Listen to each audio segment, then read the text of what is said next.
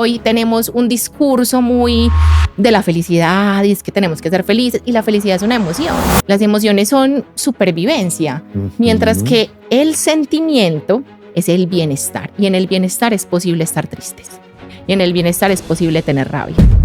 Nuestro cerebro es neuroplástico desde el momento en que nacemos hasta el final de la vida. Entonces, siempre es posible cambiar, siempre es posible modificarnos, siempre es posible poder llegar a ser mejores personas, independiente de la edad. Nosotros empezamos a construir creencias antes de dar paso al lenguaje. Como que si primero es el huevo o la gallina, ¿cierto? Entonces uno diría, primero entonces, por lo que estabas mencionando, primero es la creencia, ¿sí? Y luego llega el lenguaje, entonces después es el pensamiento. Correcto. O el pensamiento, por el contrario, me genera y me arraiga una creencia. ¿Cómo funciona desde la perspectiva neurocientífica eso? En un momento en que una creencia se arraiga en nosotros, nuestro sistema sensorial lo que va a hacer es buscar los estímulos que confirmen la forma en que yo me siento. Si yo me siento una persona muy de malas en la vida, voy a buscar todas las señales que confirmen que yo me siento muy de malas. Hola, este es un podcast para todas aquellas personas que han decidido o están decidiendo vivir una vida con sentido, con propósito. Muy feliz de iniciar esta cuarta temporada del podcast de Diego Salazar, que la hemos denominado Creer, Pensar, Sentir y Actuar. Así que bienvenidas y bienvenidos. Yo soy muy feliz de estar en este primer episodio con Mariana Gómez Mejía. Mariana, gracias por aceptar la invitación a estar en el podcast. Hola Diego, ¿cómo estás? Yo muy feliz de poderte acompañar. Muchas gracias por esta invitación. Yo quiero contarle a las personas que nos están viendo, nos están escuchando, pues un poco más de Mariana. Mariana es psicóloga con formación en comportamiento y neurociencia. Es una apasionada por comprender el comportamiento humano y su relación con el bienestar. De eso vamos a hablar en este episodio. Su mayor interés está en las personas, en cómo pensamos, cómo sentimos, cómo nos desarrollamos en los entornos laborales y personales. A través del estudio de la neurociencia ha explorado cómo el estrés, las emociones y la cognición influyen en la calidad de vida nuestra y en nuestra salud mental.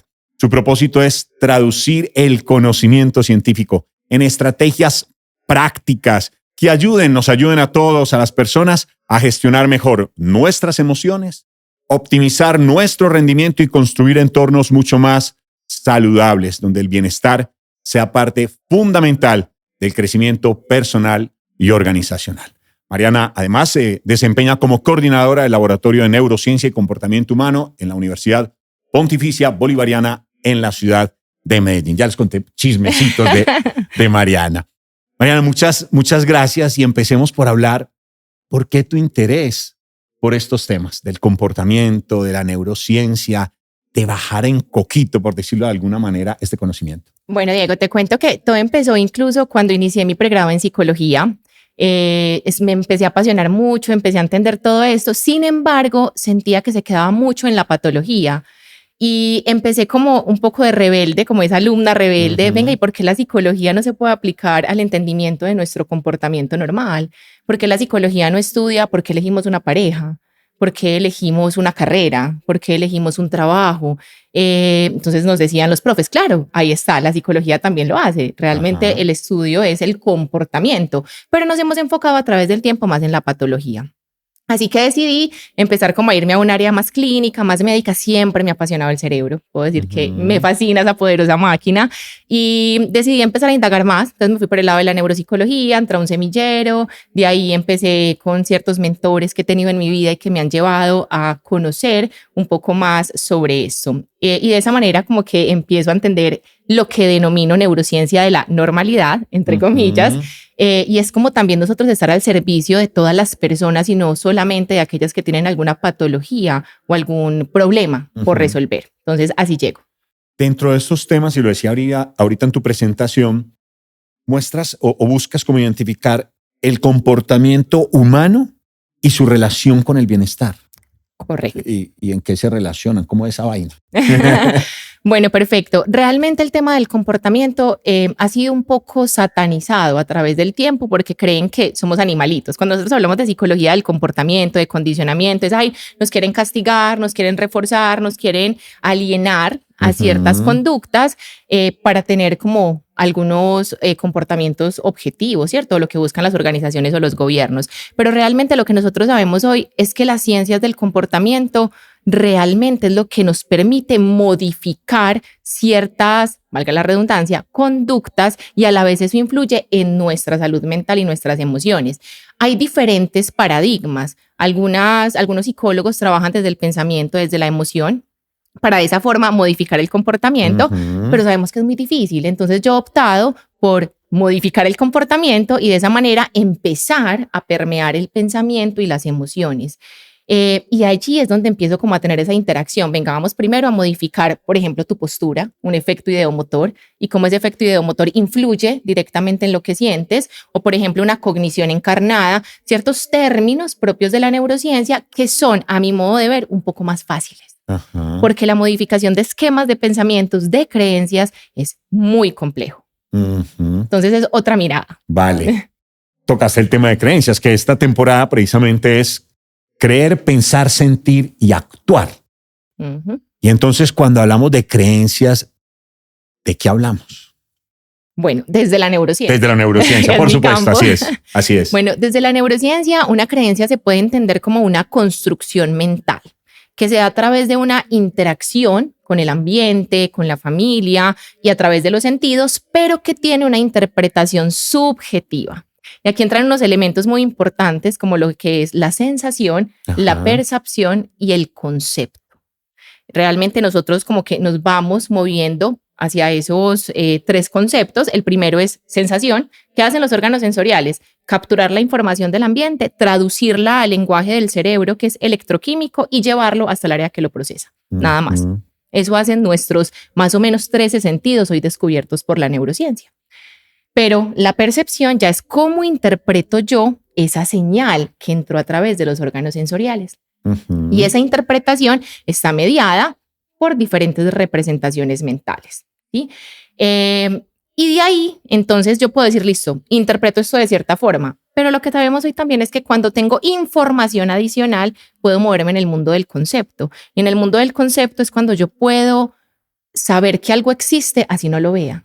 Entonces, el percepto es, yo veo algo y sé que existe. Esto es un micrófono, esto es una tablet, perfecto. Esa es la percepción que yo puedo hacer. Otra persona puede decir, no, eso es una pantalla. Otra persona puede decir, no, eso es un cuadrado. Ahí es donde la percepción se vuelve subjetiva, en cómo yo nombro las cosas.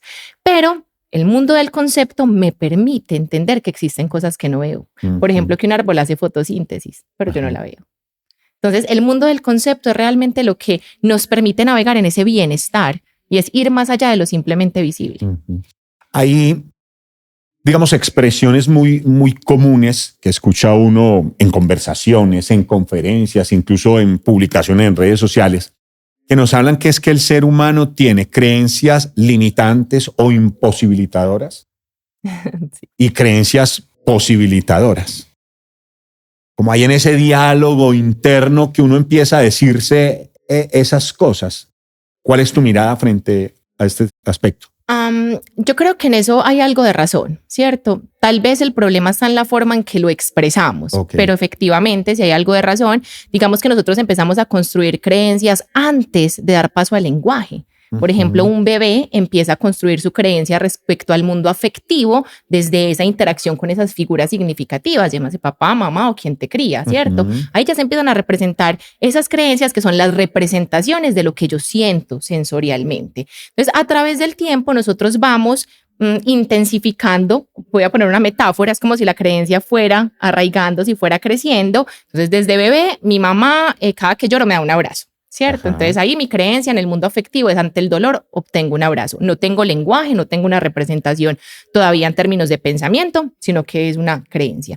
Y a través del tiempo eso se va reforzando. Incluso hay un sesgo que se activa principalmente en eso, que es el sesgo de confirmación. Nosotros empezamos a buscar la información que nos confirme que cuando yo siento dolor tengo que ser abrazado. ¿Sí? Siguiendo pues ese mundo metafórico. Entonces, ¿qué pasa? Si desde que estamos pequeños nos enseñan ciertas dinámicas que no son muy desde el creer en sí mismo, muy desde esa autoeficacia, ese autoconcepto, esa autoestima. Por ejemplo, tenemos algunos papás, y no es por juzgar, o familiares, que no, usted no sirve para eso, tranquilo, ¿cierto? Ajá. O no hagas eso, que tal cosa o tal otra. O por ejemplo, mi abuelo, me acuerdo mucho de él, que me decía, el dinero es para compartirlo, ¿cierto? Son creencias que se van estando en el tiempo y que van creciendo con nosotros. ¿Qué pasa? Cuando llegamos al momento de tomar decisiones, de tomar acciones frente a nuestra vida, pues esas creencias van a ser las que nos movilizan al comportamiento o a la decisión. Entonces, si mi abuelo decía que el dinero era para compartirlo, pues yo comparto todo el dinero. Claro. Entonces, más que sean imposibilitantes, son ciertas creencias que se arraigan y que en el momento en que queremos construir un objetivo, como en este caso ahorrar, pues va a ser difícil. ¿Sí? Entonces, es un poco esa la dinámica. Entonces, efectivamente hay creencias que nos limitan ciertos objetivos, pero lo importante es reconocerlas para poderlas transformar, trabajar sobre ellas. Es más o menos así como funciona. Okay. Y entonces aquí me surge una pregunta a propósito de lo que nos estabas diciendo, y es como que si primero es el huevo o la gallina, ¿cierto? Entonces uno diría, primero entonces, por lo que estabas mencionando, primero es la creencia, y luego llega el lenguaje, entonces después es el pensamiento. Correcto. O el pensamiento, por el contrario, me genera y me arraiga una creencia. ¿Cómo funciona desde la perspectiva neurocientífica? Bueno, digamos que es una relación bidireccional. Listo, la creencia y el pensamiento se dan al tiempo. Se dan al tiempo, ya te voy a explicar cómo. Sin embargo, desde la neurociencia, en el desarrollo neuronal de ese bebé, de ese niño, primero es la creencia, porque se da a través de una interacción simbólica donde no está mediada por el lenguaje. Cuando ya aparece el lenguaje, según Piaget, es el vehículo del pensamiento. Okay. Listo. Para Piaget, el lenguaje es el vehículo del pensamiento. Cuando yo empiezo a nombrar el mundo, puedo construir pensamientos, pero resulta que antes de poderlo nombrar, yo ya tengo creencias basadas en la interacción. Ahora, cuando ya surge el pensamiento, se van en una relación bidireccional, en donde se van afectando. Entonces, una creencia altera mi pensamiento, pero mi pensamiento puede modificar una creencia. Entonces, es una relación bidireccional. Ahorita estabas mencionando, bueno, hay que trabajar sobre esas creencias, porque efectivamente nos contabas el caso de tu abuelo. Yo incluso copiaba por aquí algunas, cuando uno se dice en ese diálogo interno, no puedo, no soy capaz, no hay felicidad completa. La vida es una lucha. Definitivamente no puede confiar en nadie. Pues, una cantidad de asuntos que se van arraigando y se van constituyendo en esas creencias, pero decías, hay que trabajar sobre ellas. Correcto. ¿Cómo trabajar? La persona que nos está viendo, nos está escuchando, bueno, sí, bueno, más o menos entendí cómo funciona y cómo trabajo esas creencias, cómo las identifico y cómo trabajar para transformarlas. Bueno, lo primero es que esto no es magia. ¿Cierto? Ajá. Que en redes y también miramos como que no, si tú piensas que vas a traer, todo te va a llegar, o si piensas que no vas a hacer nada, todo te va a afectar. Realmente no es magia. Realmente eso en psicología se denomina efecto ideomotor. ¿Qué dice el efecto ideomotor? Que la forma en que yo pienso afecta directamente mi comportamiento o viceversa. La forma en que yo me comporto afecta directamente mi creencia o mi pensamiento. Entonces, ¿qué pasa? Lo primero es tratar de identificar esas verbalizaciones. Yo cada cuanto en el día me digo tal cosa, me digo tal otra, me digo que no puedo, que no soy capaz. Ah, no, Mariana, es que yo nunca soy capaz de identificar eso. Listo, entonces vámonos al comportamiento. ¿Qué comportamientos haces tú que van en contra de tu autoeficacia, de tu autoconcepto? Elegir parejas que no te sirven, elegir trabajos en los que no sos feliz, permanecer en situaciones en donde no quieres estar. Eso es lo que nos permite entender ese mundo de las creencias y de los pensamientos. Entonces, lo primero es hacer algo de introspección, mirarnos hacia adentro y decir, bueno, en el día, ¿cuántas veces yo me digo algo así? Que no nos damos cuenta. Pero cuando tratamos de hacer un ejercicio consciente, podemos identificarlo. No, es que yo no soy capaz. Entonces, miremos cuáles son esas elecciones que hoy hacemos, que hoy hemos hecho y en las que no estamos bien, en las que no tenemos bienestar. Ahí eso es importante. Y también dentro de lo que dice Diego, la diferencia entre felicidad y bienestar. Que es que hoy tenemos un discurso muy de la felicidad y es que tenemos que ser felices, y la felicidad es una emoción y las emociones son momentáneas, aparecen y desaparecen, no permanecen en el tiempo. Las emociones son supervivencia, mientras que el sentimiento que es un tema mucho más complejo, es el bienestar. Y en el bienestar es posible estar tristes. Y en el bienestar es posible tener rabia. Entonces, hoy la invitación es busquemos bienestar, no felicidad. Y tratemos de identificar a través de un ejercicio de introspección y sino de mirar mi comportamiento.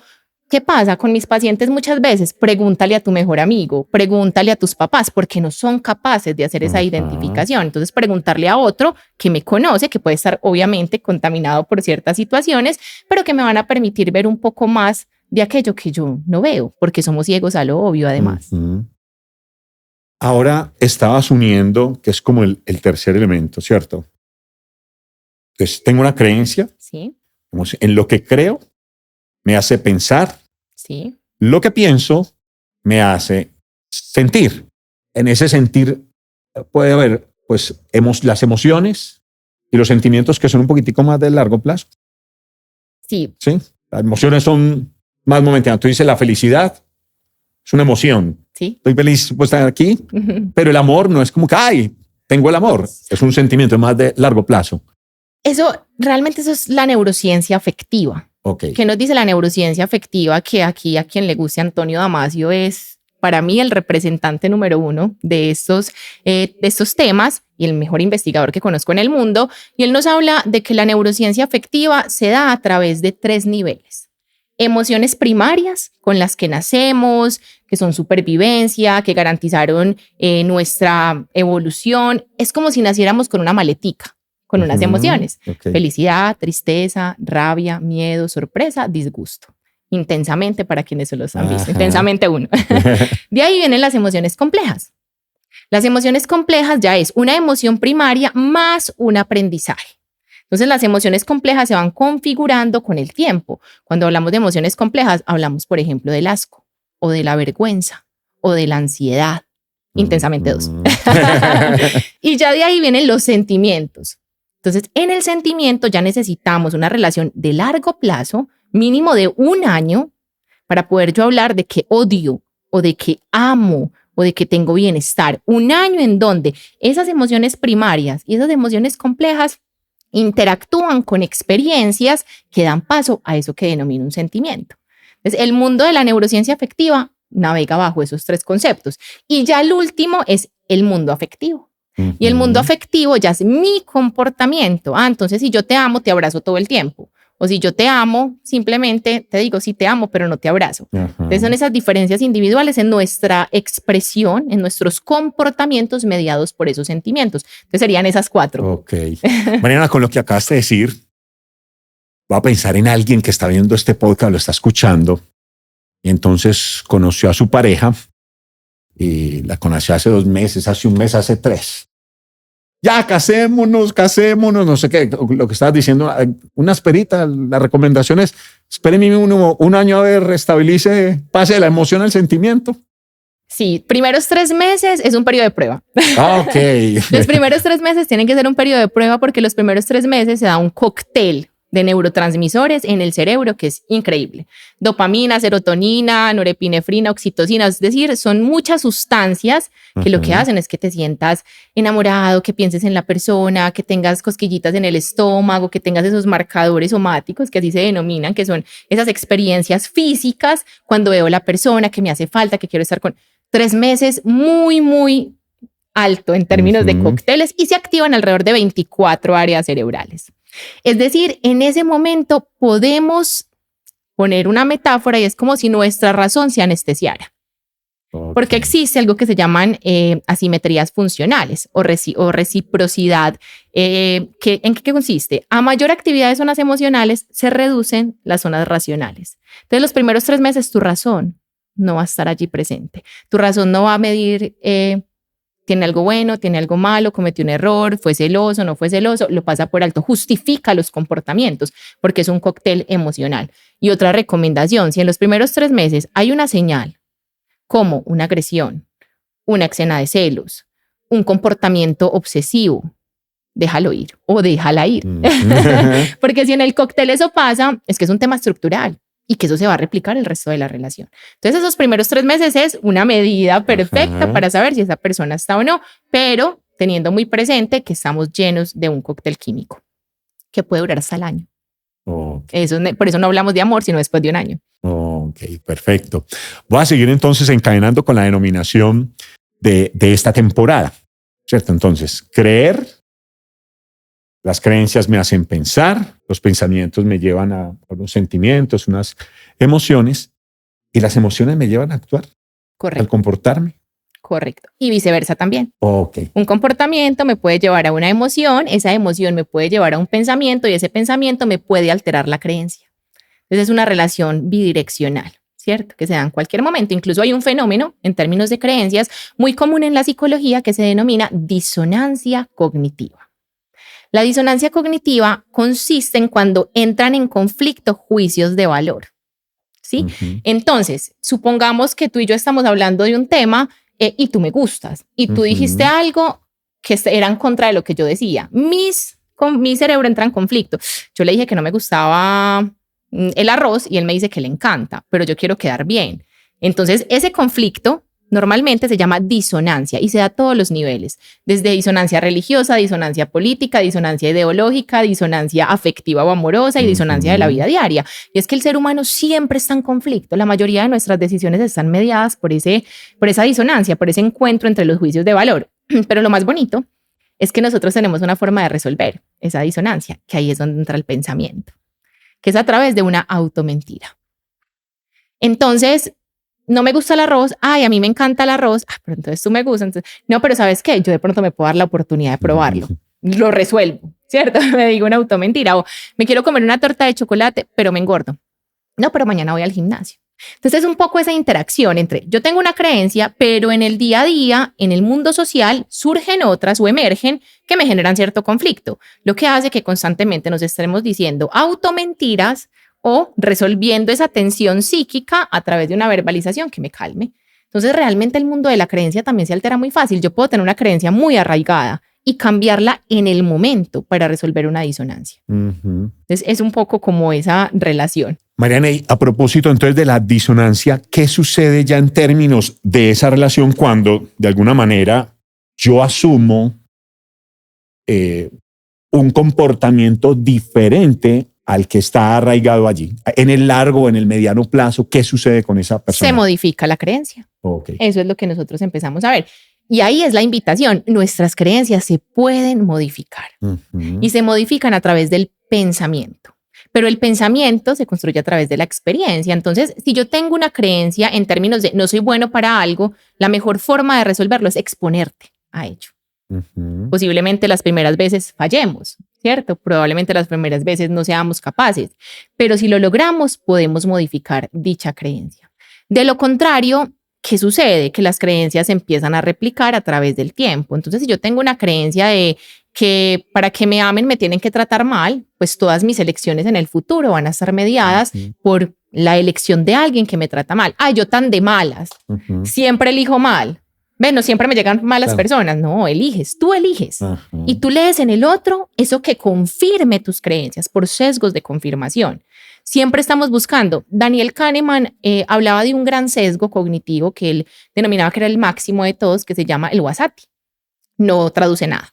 ¿En qué consiste el Wasati? Es que no es en un momento en que una creencia se arraiga en nosotros, nuestro sistema sensorial lo que va a hacer es buscar los estímulos que confirmen la forma en que yo me siento. Entonces, si yo me considero una persona con sobrepeso, voy a buscar todas las señales que me estén confirmando que tengo sobrepeso. Si yo me siento una persona muy de malas en la vida, voy a buscar todas las señales que confirmen que yo me siento muy de malas. Entonces, por eso ¿sí ve?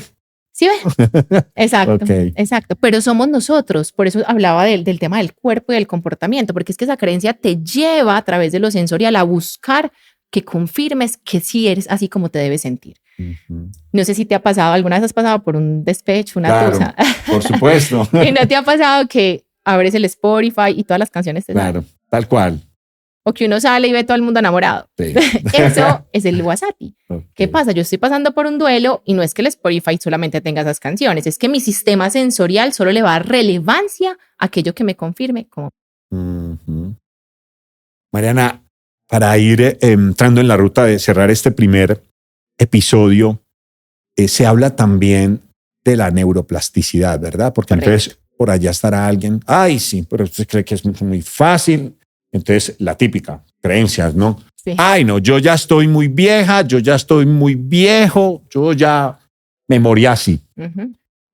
Lo primero que hay que decir es que eso no es real, ¿no? Que mi mamá de 80 y pico de años todavía sí se lo propone, como lo decía Santiago Ramón y Cajal, ¿cierto? Sí se lo propone, puede ser escultora de su mente, o podemos ser escultores de nuestra mente.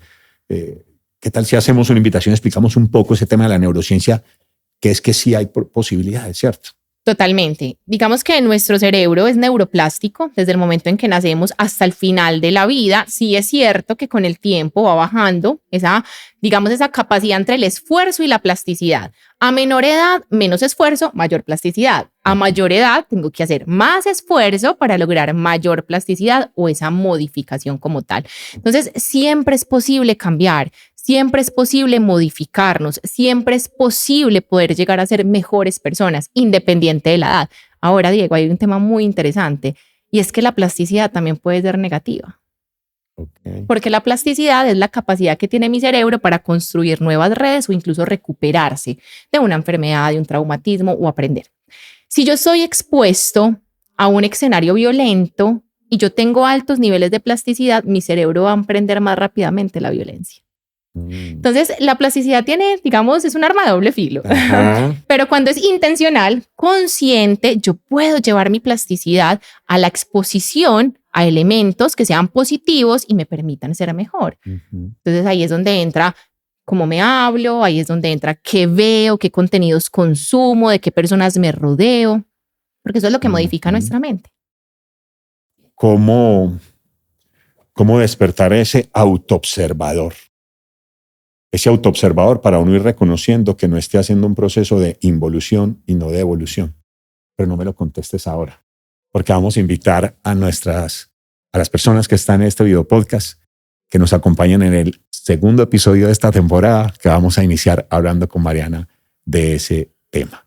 Si la gratitud de la memoria del corazón, de corazón, gracias por estar aquí. Mariana, gracias por acompañarnos en este primer episodio de la temporada. Gracias por comentar y por compartir este contenido con aquella persona que tú sientas el llamado de hacerlo, porque este es un podcast para aquellas personas que han decidido o están decidiendo vivir una vida con sentido, con propósito. Y esa persona puede ser tú, puede ser Mariana, puedo ser yo. Nos vemos en el próximo episodio.